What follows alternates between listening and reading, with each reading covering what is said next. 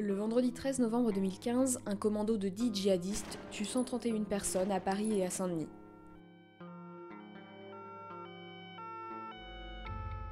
Depuis, il n'y a plus qu'un seul 13 novembre.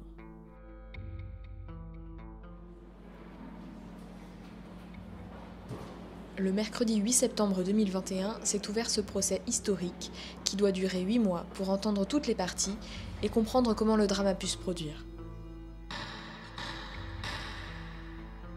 Lola Breton et Thierry Lévesque sont journalistes, ils assistent aux audiences de ce procès hors norme. Vendredi 13 est un podcast lesjours.fr.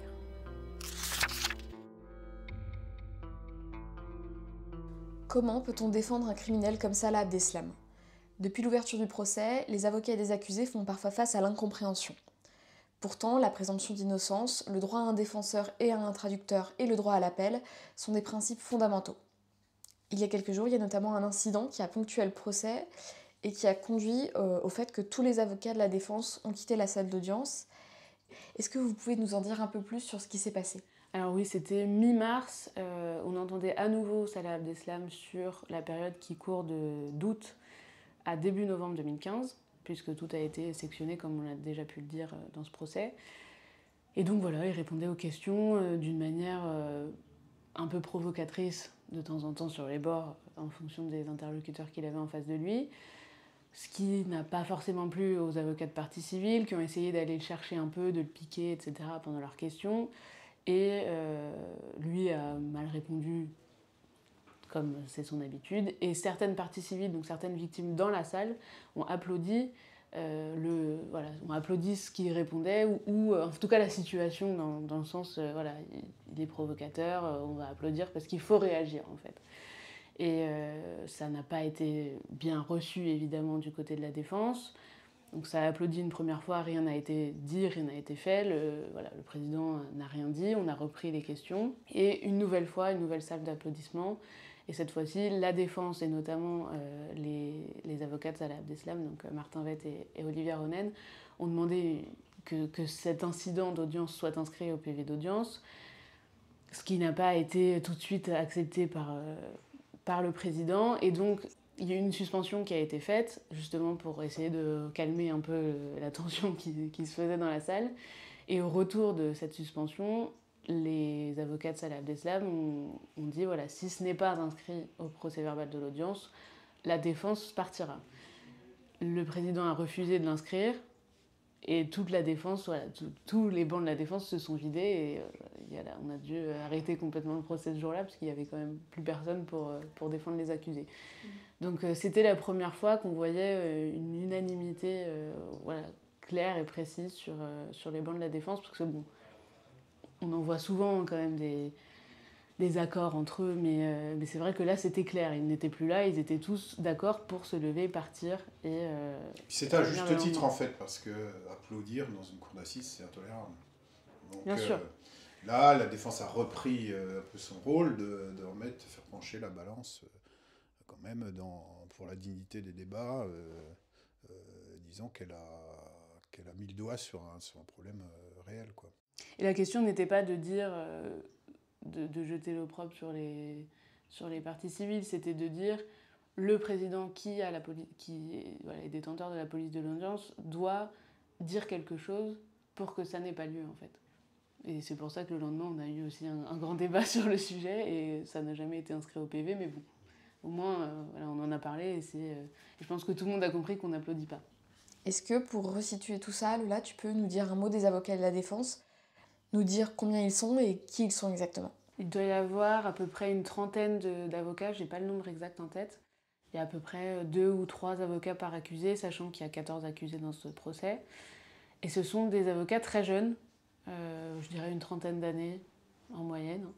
Beaucoup de femmes aussi, qui sont pour beaucoup des anciens de la conférence. Donc c'est un groupe d'avocats parisiens qui sont commis d'office sur certains dossiers, ce qui explique leur présence ici, puisqu'en fait, dans les années 2014-2015, quand les accusés ont été arrêtés et mis en examen, etc., il n'y avait pas forcément d'avocats sous la main, évidemment. Et donc, ce sont les avocats de la conférence qui ont été commis d'office sur leur dossier et qui sont restés, pour beaucoup, avec eux jusqu'à aujourd'hui. pour les défendre dans ce grand procès du 13 novembre. Et quel rôle et quelle place ont les avocats belges? Il y a quelques avocats belges aussi, évidemment, puisque les accusés sont belges. Donc on se retrouve avec des binômes franco-belges, ce qui peut être très utile quand on parle de procédure belge, puisque parfois la Cour française ne comprend pas forcément comment fonctionnent les processus belges, soit policiers, soit judiciaires.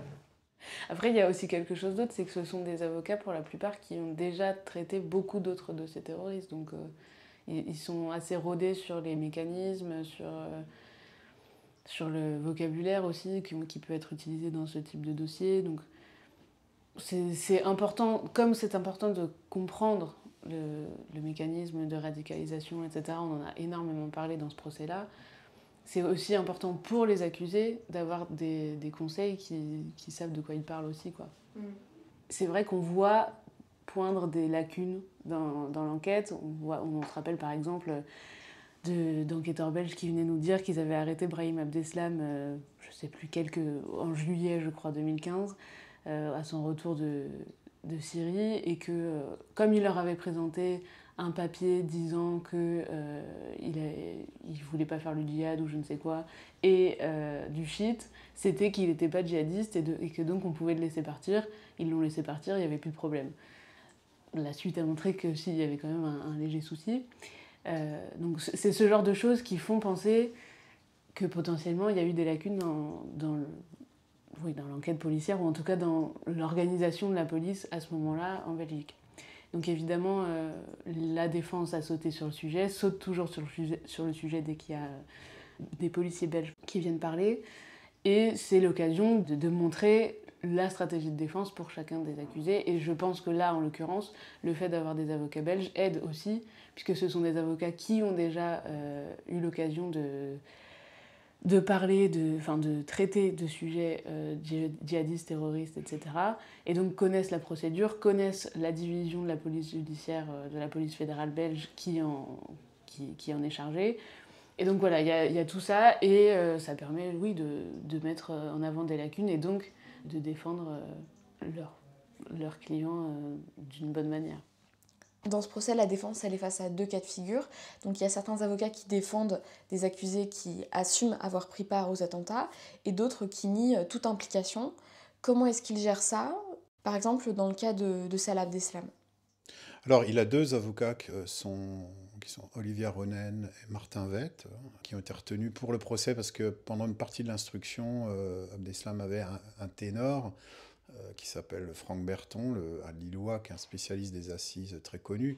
D'ailleurs, ce procès marque aussi ça. C'est quand même un des premiers grands procès depuis assez longtemps où les grands, ceux qui font tous les procès médiatiques normalement, qui sont des hommes âgés, finalement se sont un peu mis de côté. Et maintenant, c'est des jeunes femmes comme Lia Ronen. Elle s'en sort, je pense, très très bien, parce que c'est très difficile d'avoir la défense peut-être celui qui est l'homme le plus détesté de France.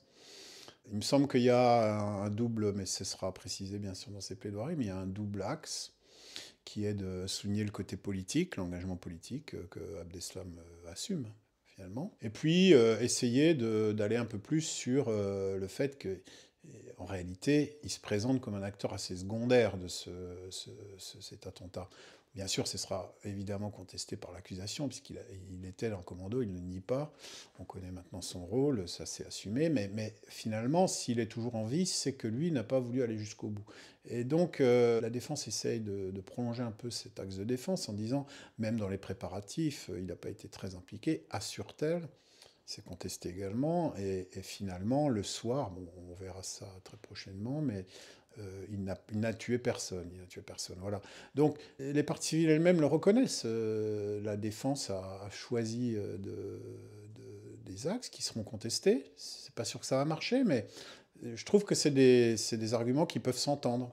Donc, le travail a été fait. Le travail est fait bien, avec dignité, je pense, et je trouve que c'est un beau travail d'avocat. Ça permet aussi d'organiser le débat autour de cet acte, de débat autour de son interprétation. Et donc, à l'inverse, on a Farid Karkash qui, lui, nie toute implication dans les attentats du 13 novembre. Alors là, on est dans une deuxième partie du procès, une deuxième partie du box des accusés, on va dire. Bon, certains, comme Karkash, nient presque totalement, voire totalement, l'implication dans la préparation de l'acte terroriste. Là, il me semble que sa défense a marqué quelques points, puisqu'il est lui accusé d'avoir fourni les faux papiers qui ont servi à faire venir les tueurs, à ce qu'ils puissent séjourner en Belgique dans la dernière phase de préparation. Donc lui, il vient d'un groupe de délinquants qui n'est pas d'essence djihadiste. Bon, mais savait-il, et c'est la question, finalement, à quoi il allait concourir. Et surtout, a-t-il fourni effectivement les papiers? Sa défense a mis en lumière que si effectivement il était dans ce réseau de faux papiers, il y en a d'autres qui ne sont pas dans le box, qui étaient plus proches, semble-t-il, des djihadistes que lui.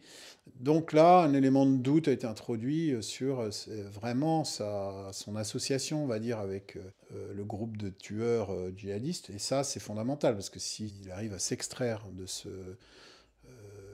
groupe, il est juste un petit délinquant, fabricant de faux papiers, donc ça vaut pas grand-chose.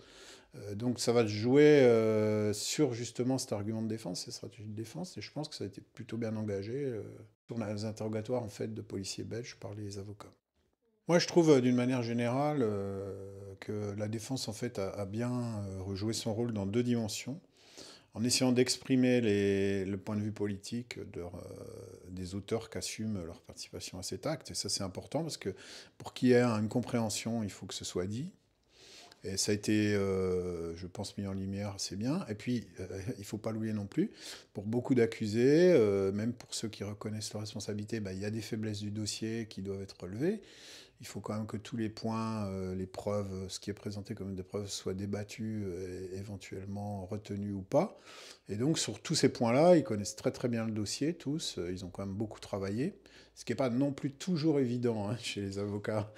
Et là, c'est tout à fait évident qu'ils connaissent toutes les pièces de ce dossier qui est monumental.